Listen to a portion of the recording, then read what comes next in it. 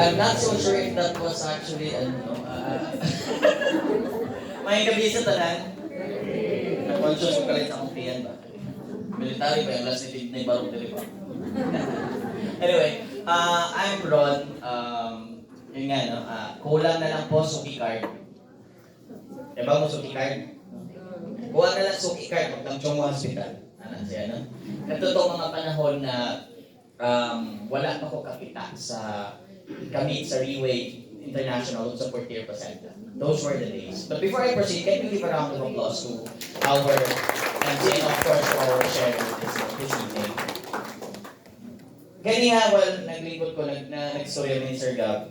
Sabi ko, Gab, I just realized I'm not really sure how to start my conversation tonight. Kay, not because di ko kayo bawang sa awan ng sulti, pero it's like, maabot pa po ng time na more delete na kasabot kung sa awan natin pagstorya. Then again, as I always keep on telling our associates, all we need to do is listen. And ganiha, well, naminaw ko ni Sir, I get to realize how I want to start my conversation. Sir mentioned about an MMK episode. Diba? Sabi niya yung ano, ni Alan na siya to. Diba? Nawa kalit ang iyang pagbaro pa, ni Ana siya kalit ba? Sir, I can totally relate because that's how my journey began with Riway. No? But prior to that, sabi nga ni Gab, I had so many conditions. Well, at least I didn't have number 8. No? I don't know why I didn't have number 8 kasi grabe po kumukaon, no? Kanang kitawag na seafood diet. When you see food, you eat. So, naabot tayo nga na ba, kondisyon.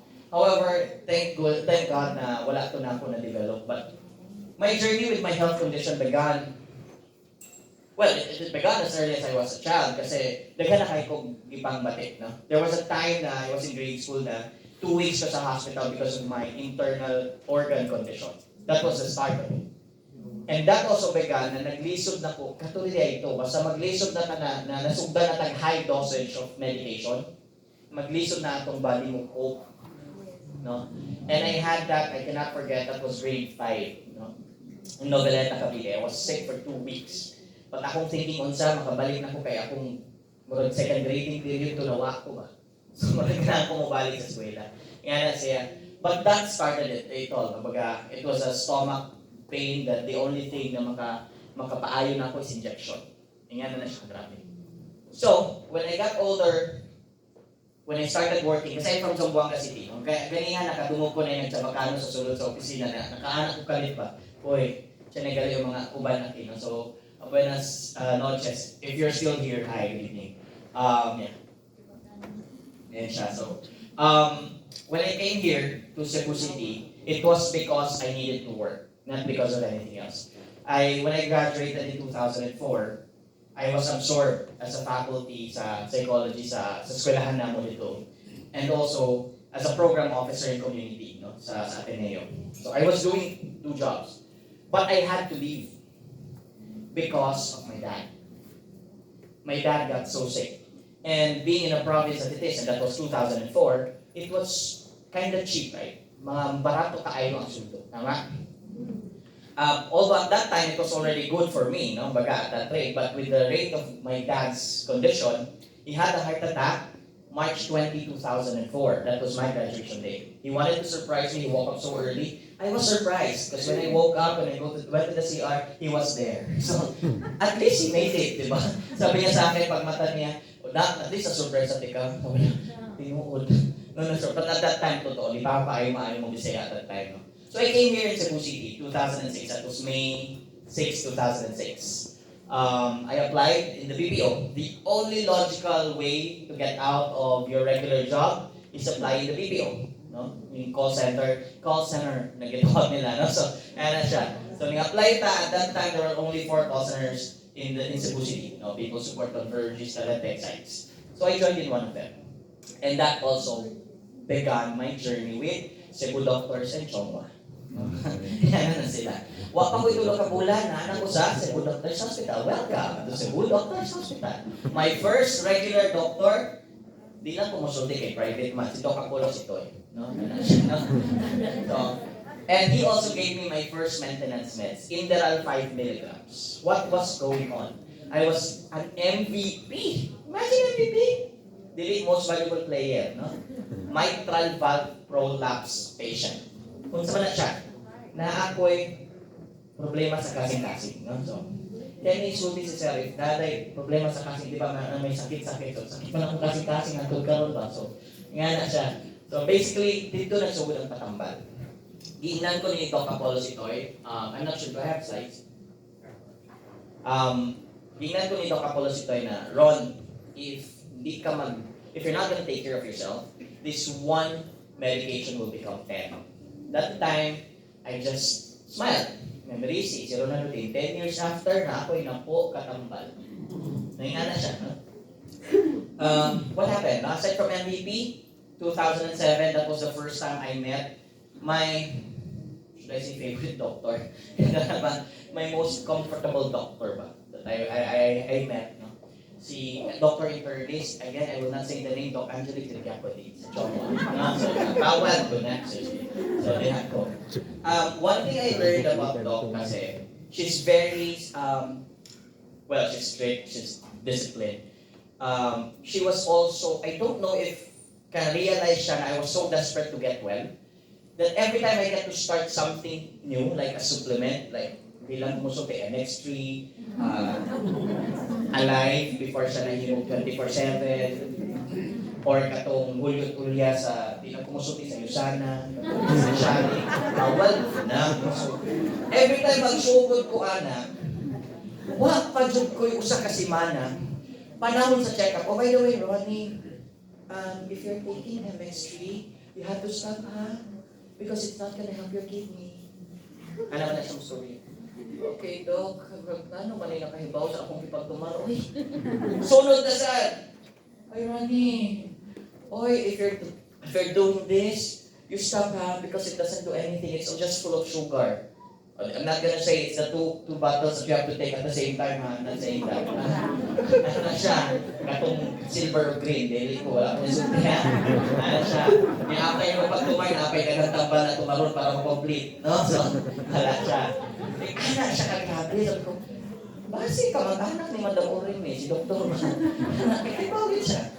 So, imagine, it was 2007, I had to stay again for 2 weeks, kidney stones. I almost lost, I think, my right kidney at that time. Ano na ko, pausukan na dyan ko sa hospital room. Feeling na ako, ambularyo ko sa ban. I don't know what's with it, pero I forgot. I had so many medications that time. How bad it was, when I came to work, a month after, I cannot even, I lost my sense of equilibrium. Kung sa man ang sense of equilibrium, kanang manghihita, abin ako na ang bawal na alay doon eh.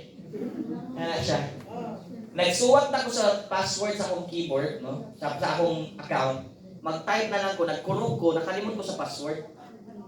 It affected my memory. Sobra-sobra, no? So, ana siya kagrabe. I cannot even withstand going to Robinson's Place. At that time, Robinson's Place pang mas doon sa mo as I was staying in Guadalupe at that time. I can't, because I will faint.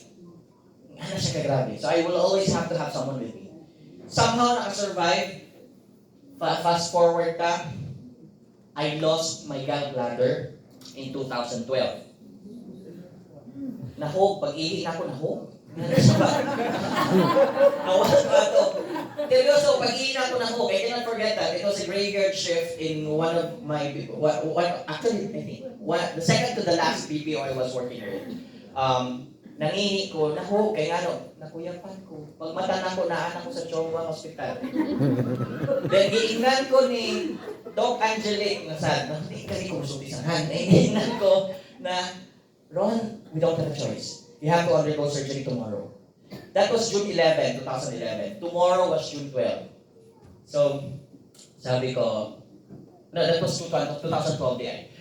Then sabi ko sa kanya, sige Doc, taw-taw, danawag ang finance accounting. Sir, would you want to proceed with your surgery tomorrow? Sure, kayo naman si Doc. O kasi sir, ang operating room, 40,000. Ha?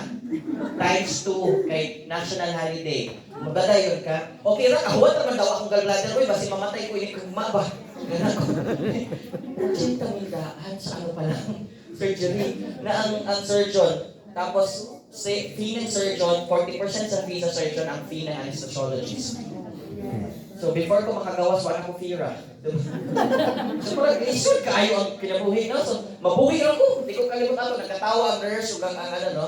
Okay lang ko, makahuwat ko. Araw ng kalayaan. Mulaya ako. So, and it happened, no? June 13, 2012, I had my surgery. I was expected to be out of surgery at about 10 a.m. I got out 11:30. I had complications. Dito na nagparamdam ang heart balik. Be still my heart. Sige na, medyo paramdam ba? So, ano siya, when I woke up, hindi ko kalimot kayo na before ko nakatuog, nangunta na si Doc, Sir, hatagan na ka na mo og anesthesia. Pag mata na ko balik, si Doc man kita, sige Doc, ano siya, sige Doc, hatagin ako anesthesia, di katawaan ko, human na. Kakuha mo, pag ingon niya, pag paalam niya sa akin, nalalagyan ako anesthesia, nilalagyan na pala ako. So pag bulikat ko ulit, sige Doc, lagyan mo ko anesthesia, tapos na pala yung surgery. Nga na siya ba? And that's the time that I learned na once you are undergo a surgery, you have 24 hours to start walking. You have to walk within 24 hours, or else ablihan balik imong tiyan. So, kung saan na naani, tagir. No? So, di mada. No? So bisag di kaya mo lakaw, di lakaw ko. Lakaw ko. Kaya kinahanglan daw po mo-flash, no, mo kakautot, no? Kinahanglan daw po mo-flashulate and everything, no? All those things. Nagawa naman. But I cannot forget because I was about to start a brand new work that time as a part-time instructor in a school in Mandawi, no? Naalis sa tech box, sapor in Mandawi, AS doon lang kay Derek, AS Fortuna. So I'm not gonna say where exactly, pero doon na siya sa may Rolling Hills sa ano, Jason. So eskwelahan din, no? Kamu na bahala. BC. Ano siya, okay? Ano siya? Hindi na din dito, patay na, ba? Okay. I cannot forget that. Because after the surgery, I had to go out. 3 days after, kay delayed na ko, kung brigada eskwela nagsugod karon, ing anak ko, nahitabo, college akong i-handle, nagsugod na ang klase, late ko 1 day. 1 day rin yun, pag gawas na ako sa hospital, that's my practice, Magod. After getting out of the hospital, I have to bounce back. It's my way of conditioning myself and helping myself believe that I can do it. So I had that since I was a kid. Why? Because all the time that I want something done, I cannot. Because I always have the doctor saying no. My doctor said I cannot do Boy Scout of the Philippines, I cannot do hiking, camping, all that thinking. I did. I asked permission. I had 5 aunties. I had to ask from them. If they won't say yes, I go to my lola. And all of them, goodbye. Kaya I'm a lola's boy. So say yes, okay. In other words, I go against what other people are telling me. If they're saying that I cannot do it, I will do it. That has been my characteristic. And good thing I was able to cope with that. No, I had that. Okay. June 13, 2012, no? O, a year after. Sorry kayo, ha?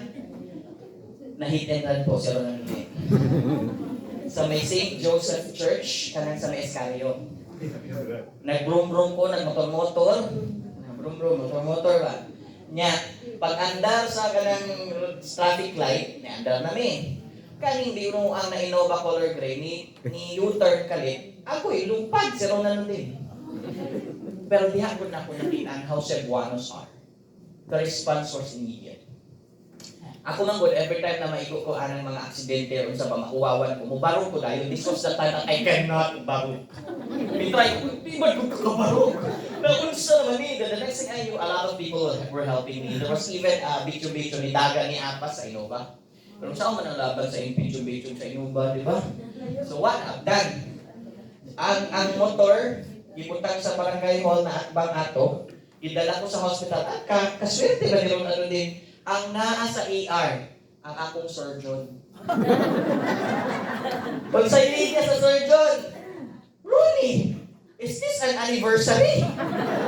Kay June 30, 2013, and then I was like, ngisi, kay bleeding niya siya.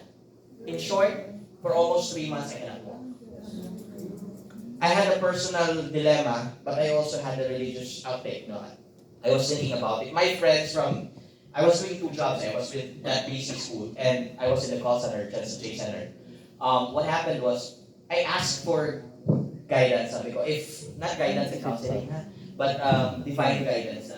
If ever, give me a clarity of mind if I should pursue that the culprit, the one who hit and run, nag-hit and run ako. Sabi ko sa kanya, allow me to walk the following morning, and that's a clear sign that I will just let go and move on. Wow, lo and behold, I was able to walk. Kaso again, kung walk din akong ipangayo, walk for at least a week dapat, kaya ingon man ko walk. So nakalakaw man ko talagang atong adlaw, nakagawas ko.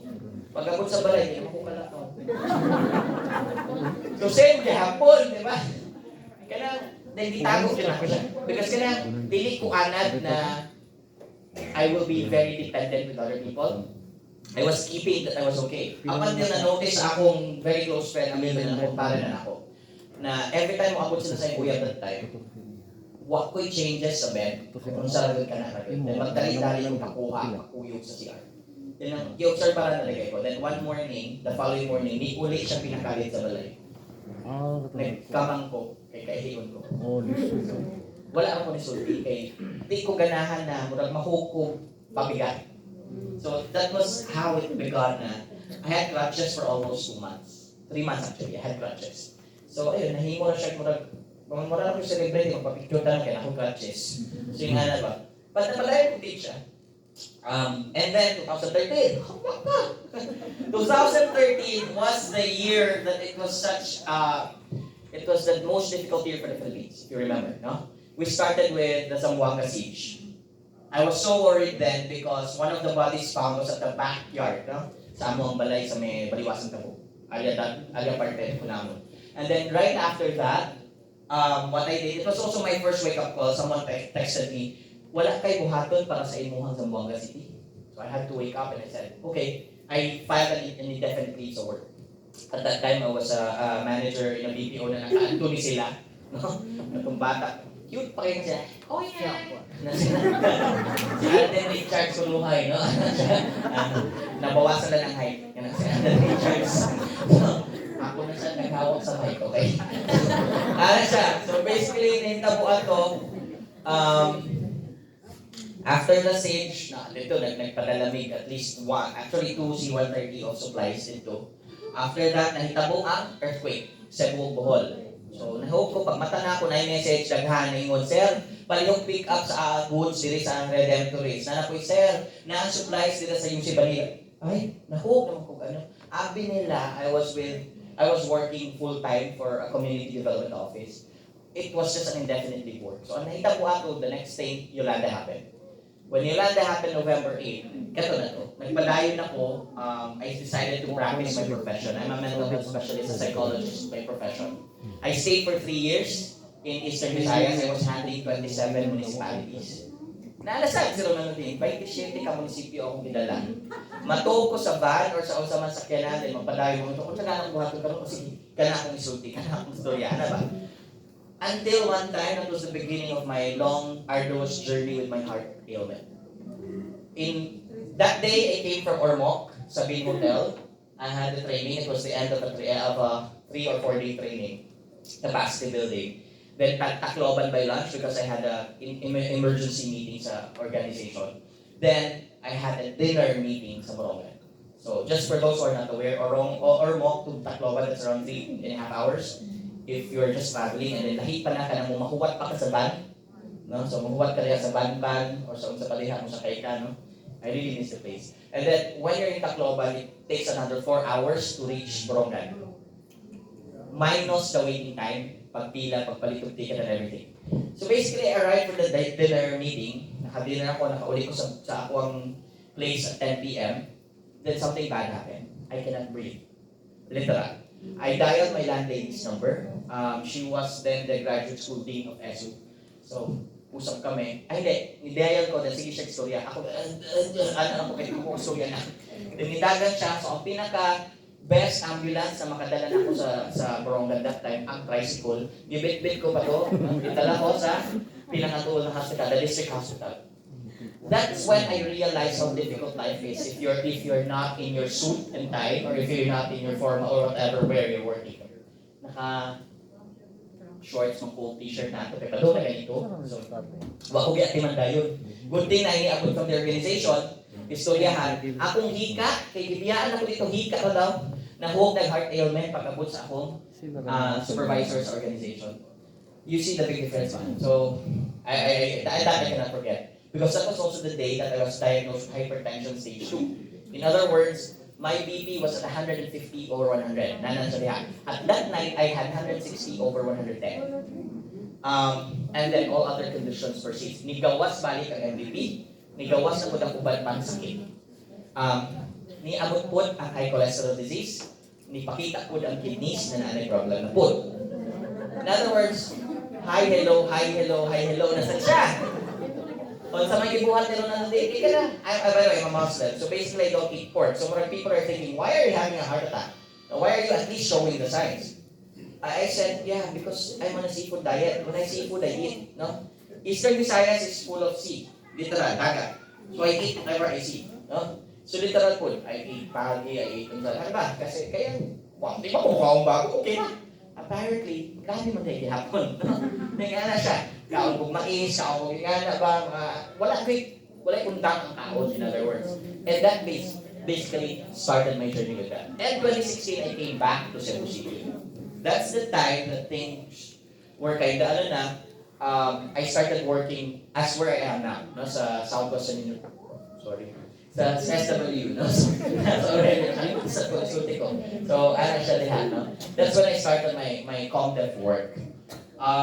It was there that na-establish mo na akong sakit. Establish sa institusyon na din akong sakit. Kaya, as I was reminded by Sir kanina, sabi ni Sir kanina, things would be much better for us if we get to accept that we want to take this and we will get better. But in the same manner, in other words, positive thinking. In the same manner, if atong thinking negative na kaayo, we also welcome all the diseases. So that's what happened to me. Because it was in August 3, 2017 that I received a call that I was expecting but I was hoping not to happen. My dad called, he was confined. That was July 29 siya na confined. August 3 siya nanawag around 2:30 p.m. asking me when will I go home. So sabi niya, Bunso, kailan ka ba uuwi? Sabi ko, surprise po sana pero bukas uwi na ako, August 4. Sabi ko, tuwan-tuwa siya, sabi niya, after many years, at 2014 pa kami last nagkita. No, 2000 years. Yeah. So parang taas-taas na din siya. Then, gainan ko, so I asked, ano kung gusto niyong pasalubong? Usually, the answer would be, from Cebu, dried mangoes, shamrock, and stuff. But this time around, he asked, puting t-shirt at puting pajamas. So, as a Muslim, when we die, we have to be white. And then, it takes, in the next 24 hours, we have to be buried. I was really worried na. So, nagpaalaman. By 3 p.m., nag-ring ang phone. Alam ko na. Kasi pagsagot ko pa lang, umiiyak na yung background. Ang sabi ko na lang, ate, pakibigay kay mama.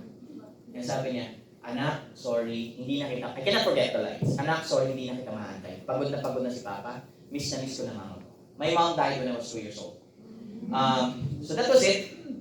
We said our goodbyes, we said our love yous. And it was the most painful party because we haven't seen each other. And a part of what he said that afternoon was, huwag kang mag-alala, maaabutan mo palilin ko. Ano siya, no? So after that, good thing may marites, no? Kahit wala pang marites that time. Ako ang SA, student assistant that time, naminaw rin ay kay Nashay Project sa akong boss, yung na anytime Sir Ron's dad will pass. So make sure you're there para ma-assist siya. Yatagan ko lagong bingkuranan kay natumbak. Sorry. I was losing my grip, no? And that was the beginning. August 3, 2017, I no longer get to sleep well. 1 to 2 hours, taas na ang 3 hours, because I keep on hearing a voice telling me, if I want to sleep, I would hear a voice telling me na si Papa gising pa na ganyung oras. And if I still want to sleep, another voice would tell me na si Papa gising na ganyung oras. It kept on happening until January 2019. So imagine that, ha? August 3, 2017, until February 3, 2019 galing. No? Nga naman. So, tsabakano ka, no? Galing. No? So, basically, August 4, Papa died, 5:35 in the morning. My birthday is August 6. So basically, it's really a bad August for me, but I'm trying to cope with it. And then, December 1, 2017, I had my official heart attack. That was the beginning of my 10 medications. Omeprazole or any sol you wanna name. Start of the day, I had atorvastatin 40 at the night. I had pregabalin, kay gabaan man. Tagal pregabalin, tapos naabot ko amlodipine, losartan, all this, and of course, Miral was back. No? My maintenance meds from 2007 came back. No? Sabi niya, hi, I'm back. So, ibalik sila tanan. To top it off, I had kidney care, liver aid, and heart thing. Why? Because of all the medications I'm taking, my internal organs were damaged or at the risk. I had 10 medications. And every time I miss out on the important 3 meds, ER ko, atake na set. So from December 2017 to January 2019, in and out ko sa hospital because of heart failure. Up until January, it was a wake-up call. Kinausap na yung boss ko. They were about to offer to me an early retirement at 35 years old, an early retirement. I am 40 now, so grabe yung pain nun, no? And my boss will turn 60 by October and nagtatrabaho pa siya, no? Actually, ang kansyaw niya sa akin, hey Ron, may maintenance meds ka, ako wala. So, ganun siya, no? Ganun yung kansyaw niya sa akin. So basically, it was a wake-up call. For 6 months, I kept on receiving a message. Nalibre pa ko sa nagsara na ng Da Vinci's Pizza sa batang na deharo. Di man siya musulti sa iyang tuyo. So, kalibre siya.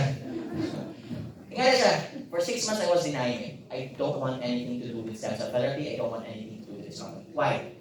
I'm thinking na ako without telling Mami Ruby, our team at Pablo, is nahaman di ay na, nanong wala kong isultian 2 years ago. Sorry about that. So ako ni mo, sir? So basically that's what happened. That was my fear. That was my pain. But apparently I had to do something about my life. So January 29, I attended. After coming from an event, I attended Sunburst, Mango. And I cannot help it. Kasi hiyang-hiya ako. Every time magsasalita yung speaker, our team at Power, Richard Capitolan, every time he asks about my medication, I keep on raising hands. Nabanggit man niya tanan kung medication. And then when he was talking about the harsh reality that it can be combated, I had no choice. I had to go to the CR. I cried. I cried yun. Feb 4, I was, let me use the term, forced to take the product. Why? I was given the product, sabi ni Mami Ruby. Can you give a round of applause to Mami Ruby? She never gave up on me. She never gave up on her team. She never gave up on us. And it's also why we came back, no? Because she never gave up on us. I think that's one thing that Three-Way does. They never give up on it. We give up on them. So, I'd like to call this another chance. Or pag hindi lang pang TV or cine yung one more chance. This also deserves. We also deserve a one more chance. So basically, that's what happened. I listened to Mommy. I was forced because I didn't want to take it, mainly because I was worried sick for my dad. Living to the past. Wow. Feb 4, I can't forget, 10:59 p.m. It was registered on my phone. I slept 10:59 p.m. I woke up 8 a.m. My first in since August 3, 2017. That's how long I was going through my pain. And nagsunod-sunod na po yung healing. I had a slip disc. I had Dr. Georgian Lim for my therapy. And doon na find out kung na-aksidente po ako na meron din akong slip disc. Because of that slip disc, I was limited. Oh my God, I so hate this. I need Junel or at least a student assistant to help me go up the second floor sa office ko. For me to walk to the CR, I need someone to help me. Ay, hindi naman pagpamaan ko video. Pero at least pag tumuol sa CR, ako sa point. Try to lighten the mood. But you get the point. Dahil ko pa ang 65-year-old, but I was worse than my dad. If there's one thing na naman ako kay Papa, yung medicine kit niya. My classmate. Thank you, Kayo. So basically, oh my God, that was it. I got sick. Reway helped me see the way. Reway gave me the right way. Yes. What was the most painful part of all was when you get sick, it is not just being sick physically, but you're sick psychologically and emotionally, because you keep on blaming yourself. I was going through depression with grief. For some reason, this has not, usually this is a part that has not been highlighted, but I can attest to that. Because Purtier Placenta stem cell therapy, it is holistic in its approach. It hits on the root cause. It affects even your cognitive thinking and your emotions. And that changed me. It changed me for the better. And up until September 2019, when I got to meet Doc Angelique Balik, ang iyang pangutanan, why are you here? Because they thought I was having a heart attack. I thought I was having a heart attack. Apparently, it was also siguro my body's way of telling me na you're now good. Because for the first time since 2007, my ultrasound for the liver found what came out normal. And we give me a round of applause. My lungs, my left lung suffered from fibrosis because I'm a chain smoker. I used to smoke 1 pack a day when I was in the call center. My x-ray showed clear. Wow. Up until now, I'm no longer a smoker. I'm no longer a heavy drinker. I drink occasionally. What do I mean by that? Yung isang bote hanggang umaga, yan na yun. Dati kasi, occasional din. Bawat araw may okasyon. Tama? Ngayon, occasional and literal. Sa una may okasyon kasi Biyernes, na following day, Sabado. O, 1 baht lang. Gikan 7 p.m. Pag makahuman ni alas 5:30 sa buntag. Kung saan man ang 1 baht. Karon, literal, occasional. It's a matter of discipline. And the way, ladies and gentlemen, did not just heal me physically, but it also gave me discipline. For that, I thank you. Good evening.